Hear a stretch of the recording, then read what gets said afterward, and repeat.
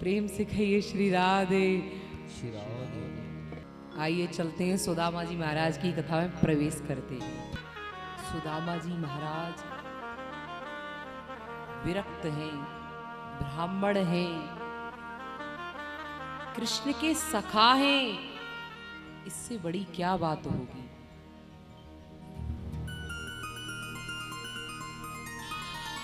स्वयं श्री कृष्ण के सखा हैं सुदामा जी महाराज।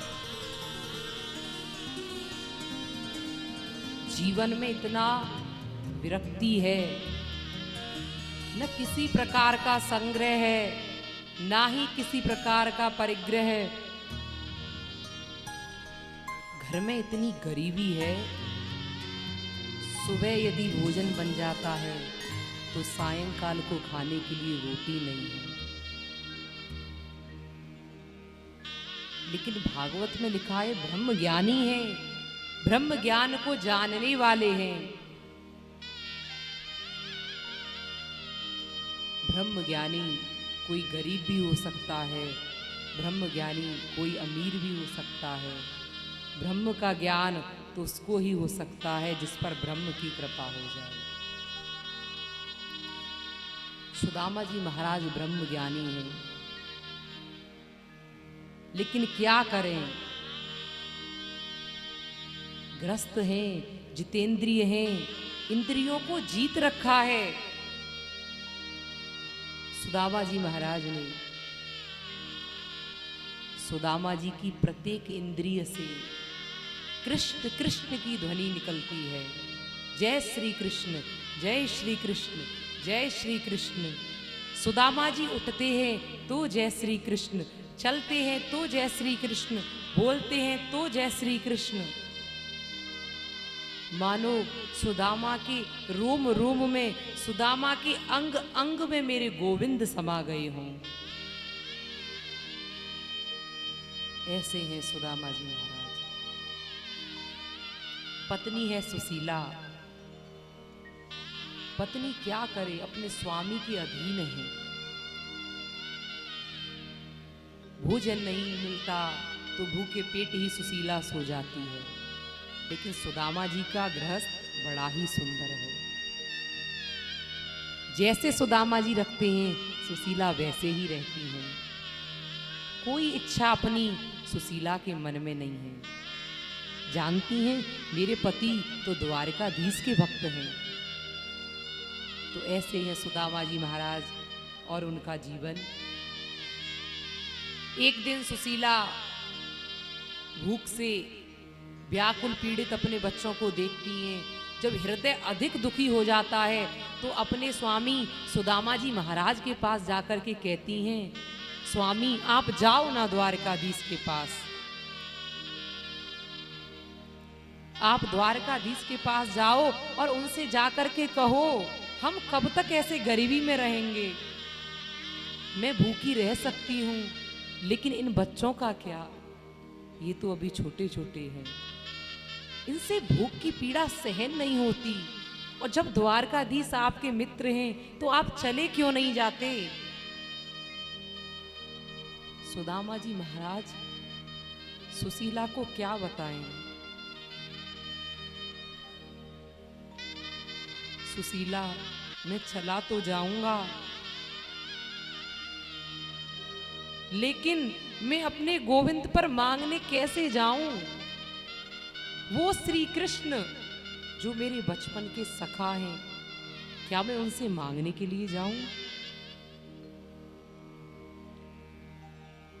सुदामा जी महाराज सुशीला से इस बात को कहते हैं, लेकिन सुशीला आज पीछे पड़ जाती हैं। स्वामी आप द्वारकाधीश के पास जाइए।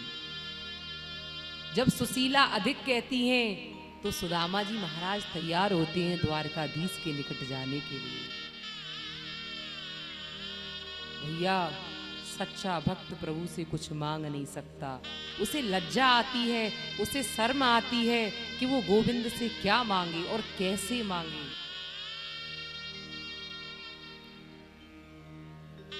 सुदामा जी तैयार होते हैं जाने के लिए। मन में सोचते हैं धन की तो कोई बात नहीं, पर सुशीला कह ही रही है तो मैं अपने द्वारकाधीश से तो मिल ही आऊंगा। हृदय में जाने की इच्छा जागृत भी हुई तो किस लिए कि मैं द्वारकाधीश के दर्शन कराऊंगा, इसलिए नहीं कि मैं द्वारकाधीश से धन मांगने के लिए जाऊंगा। इसे कहते हैं सच्ची भक्ति, सच्चा समर्पण, सच्ची आस्था, सच्ची निष्ठा, सच्चा राग, सच्ची विरक्ति। सुदामा जी के लिए शब्द कम पड़ जाएंगे यदि शब्दों की झड़ी भी लगा दी जाए तो। ऐसे सुदामा जी महाराज जब सुशीला से कहती हैं, सुशीला जब सुदामा जी महाराज से कहती हैं तो सुदामा जी महाराज जाने के लिए तैयार हो जाते हैं और कहते हैं हे कल्याणी, क्या घर में कुछ भेंट देने के लिए है? सुशीला अंदर जाकर के देखती हैं तो चावल का एक दाना भी नहीं है। पड़ोस में दौड़ी दौड़ी जाती हैं और पड़ोस में जाकर के 4 मुट्ठी चावल मांग कर लेकर आई सुशीला और एक कपड़े में बांध करके सुदामा जी महाराज को दे देती हैं। भैया, गरीबी में किसी से कुछ मांगो तो मांगने पर भी नहीं मिलता है। अमीरी वो चीज है कि जिसको जरूरत नहीं है लोग उसको दिन रात दे रहे हैं, और जो गरीब है उसके पास से लोग निकल जाते हैं, उसे 1 पैसा भी नहीं दे सकते। ये सत्यता है, भले ही कटु लगे। मैंने देखा है आश्रमों में जब कथाएं होती हैं और जब भंडारे होते हैं तो 5 लोगों की जगह अगर 6 लोग आ भी जाएं तो क्या कहते हैं, इनको क्यों बुलाया खाने के लिए? और वैसे आप देखिए दिन रात भंडारे करते फिर रहे हैं। जो खा नहीं रहे उनको जबरन रोड पे रोक रोक करके गाड़ियों को रोकते हैं। अरे भैया, इन पैसे वालों को क्या खिलाता है? कोई गरीब जब तेरे दरबार पर आता है तो तू कहता है कि मैंने 4 लोगों की व्यवस्था की है, और जो मांग नहीं रहे, जिनको चाहत नहीं है, उनको दिन रात दे रहा है। ठाकुर जी को प्रसन्न करना है तो गरीबों को भोजन खिलाइए। आजकल भंडारे भी अमीरों के लिए होते हैं, मैंने देखा है, क्योंकि मैं अक्सर कर गिरिराज जी में ही रहती हूँ, ये समझ लो। हाथरस से मेरा गिरिराज जी आगमन होता रहता है, तो मैं गिरिराज जी में देखती हूँ, गिरिराज जी भंडारे बहुत होते हैं। जबरन लोगों को रोक रोक के, जो ले भी नहीं रहे, जो पहले से 5 स्टार होटलों में खाना खा करके आए हैं, और कोई गरीब आ जाए तो एक बार दे दिया तो दोबारा मांग लिया तो उसकी खामद है। भैया, गोविंद को प्रसन्न करना इतना आसान नहीं है। मेरे गोपाल को धन से नहीं प्रसन्न किया जा सकता, पद से नहीं प्रसन्न किया जा सकता, उसे तो अपनी निष्ठा, अपने प्रेम से, गरीबों के प्रति जो प्रेम होता है, जो निष्ठा होती है, दीन दुखियों के प्रति जो निष्ठा होती है, उससे ही प्रसन्न किया जा सकता है। तो सुशीला 4 मुट्ठी चावल मांग करके लेकर के आई, सुदामा जी महाराज को दिए। सुदामा जी चल पड़े। सुदामा जी महाराज द्वारकाधीश की द्वारिका में पहुंचते हैं। प्रेम से कहिए श्री राधे। श्री राधे। द्वारकाधीश के महल के द्वार पर सुदामा जी पहुंचे। द्वार पर पहुंच करके द्वारपालों से पूछा, सुनो, क्या यही द्वारकाधीश का महल है? मेरे गोविंद का महल झगमगा रहा है, अलग से दिख रहा है कि हाँ, ये गोविंद का महल है।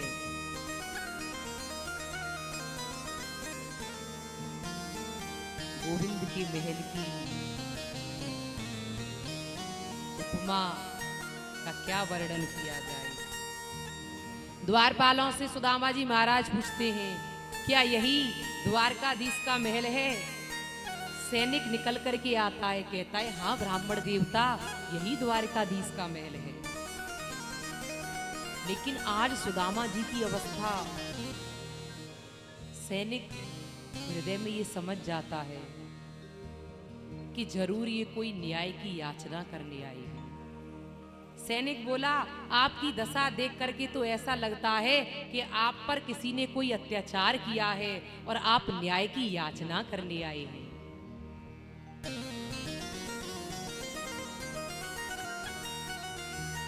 लेकिन प्रेम से कहिए श्री राधे, श्री राधे।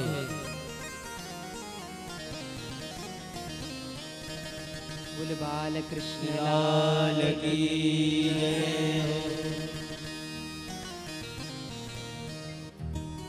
हो रस बरसाने वाली, बरसाने वाली, रस बरसाने वाली, बरसाने वाली, रस बरसाने वाली, बरसाने वाली, रस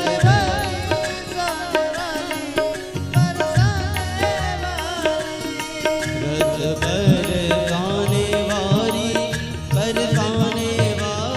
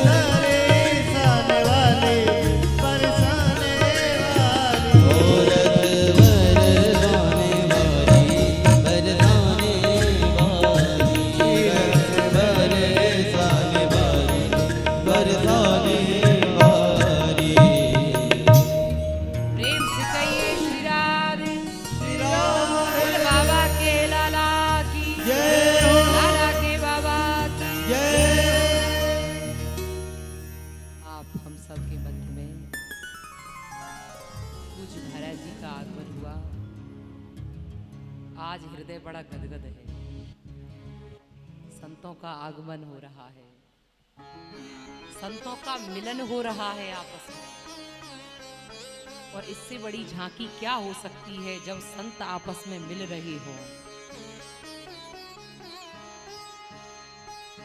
भैया, आज लग रहा है कि गोविंद की बड़ी मेहरबानी हो रही है, बड़ी अनंत कृपा हो रही है, जो आज कथा में संतों का आगमन हो रहा है। महाराज जी को देखते ही मेरा हृदय में आनंद की बाढ़ छा गई। मन में यही रहता कि संत आ जाएं तो गोविंद की पावनमयी गंगा जो प्रवाहित हो रही है, इसमें जो श्रोता लोग गोता लगा रहे हैं वो धन्य हो जाएं। ये कहें कि सोने पे सुहागा, कथा चल रही हो, कथा रूपी गंगा बह रही हो, और वहां संतों का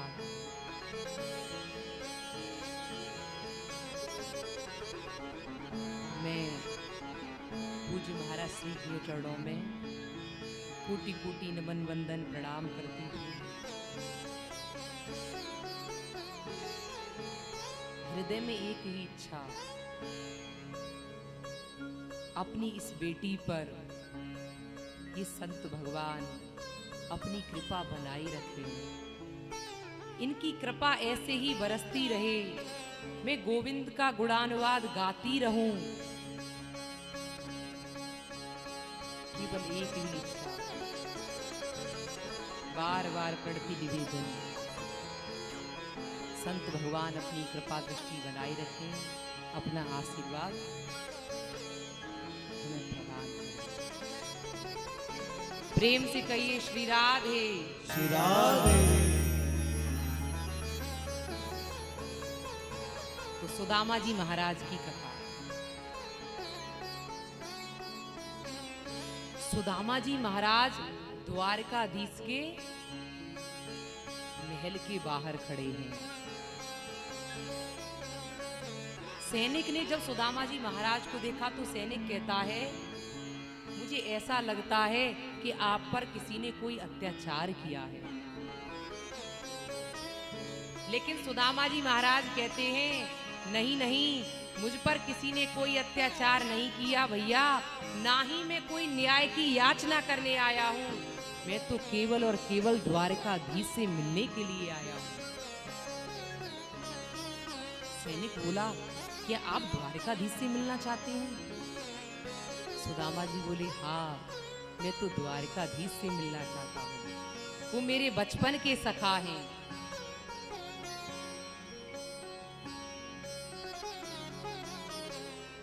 सैनिक को सुदामा जी की बात पर विश्वास न हुआ। द्वारकाधीश, द्वारका के राजा सुदामा जी महाराज को देख करके कहता है, कहां वो द्वारकाधीश और कहां ये गरीब ब्राह्मण? मन में थोड़ा संदेह हुआ। महलों में अंदर जाता है, मेरे गोविंद माता रुक्मिणी के साथ बैठे हैं। आज मेरे गोपाल का मस्तक पर मोर मुकुट झिलमिल कर रहा है, चमक रहा है, मोर पंख लहरा रहा है, सुंदर आभूषण धारण किए हुए हैं। माता रुक्मिणी के साथ भगवान विराजमान हैं। सैनिक अंदर जाता है और सुदामा जी का संदेश लेकर के भगवान से कहता है कि आज्ञा हो तो एक संदेशा सुनाओ। भगवान कहते हैं, शीघ्र कहो। क्या संदेशा है? कि शीस पगान जगा तन पे, प्रभु जाने को आही बसो ही ग्रामा, धोती फटी सी लटी दुपटी, और उपाय उपासन की नहीं सामा।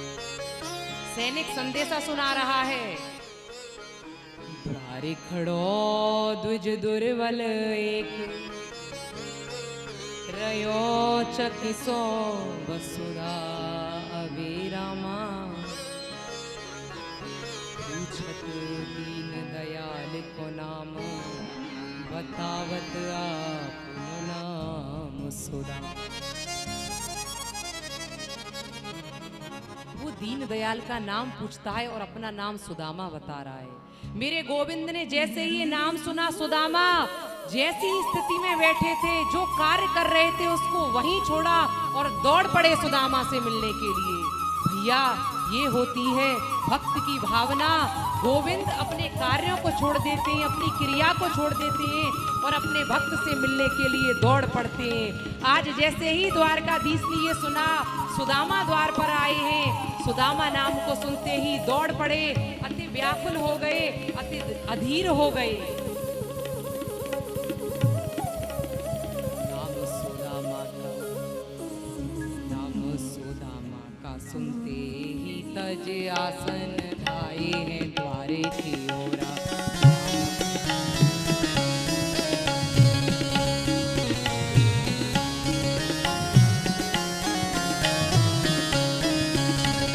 नाम सुदामा का सुनते ही तज आसन ढाए हैं द्वारे की ओरा।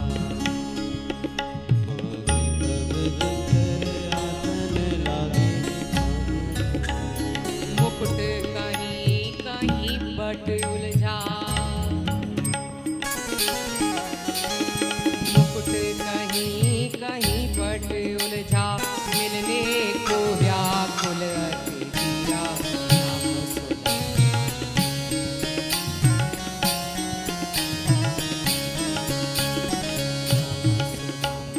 सुनते ही तज आसन ढाए हैं द्वारे की ओरा।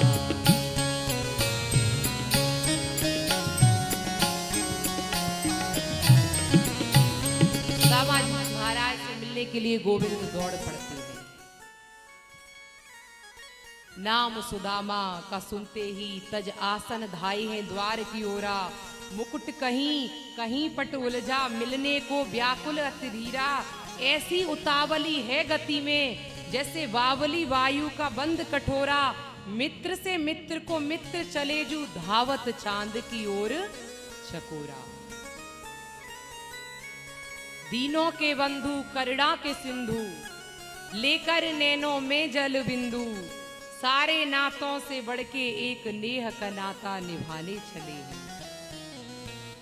भ्रमण करें जो फूलों के पथ पर, भ्रमण करें जो फूलों के रथ पर, चलकर वो पथरीले पथ पर नंगे पांव जो आया उसको नंगे पांव बुलाने चले हैं।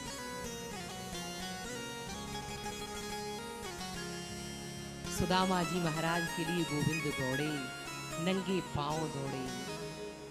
मेरे गोविंद ने ये भी न देखा कि मैंने अपने चरणों में खड़ाऊं पहन रखी है या नहीं। दास दासियों से टकराते हैं, आज कोई सुध नहीं है। सब भूल गए, इतने दिनों से इंतजार था अपने मित्र सुदामा का।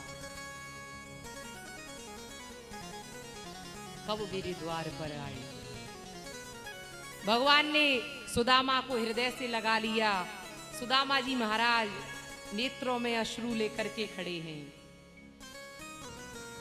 मेरे गोविंद सुदामा जी को हृदय से लगा लेते हैं। अपने महलों में अंदर ले गए। कन्हैया ने सुदामा को अपने स्वर्ण के सिंहासन पर बिठाया। सुदामा के चरणों को अपने नेत्रों के जल से धोया। सुदामा जी के चरणों को पखार करके अपने सिर पर धारण किया। देखे सुदामा की दीन दशा, करुणा करके करुणाने धीरोए। पानी पर आके को हाथ छुओ नहीं, नैनन के जल सौंपब।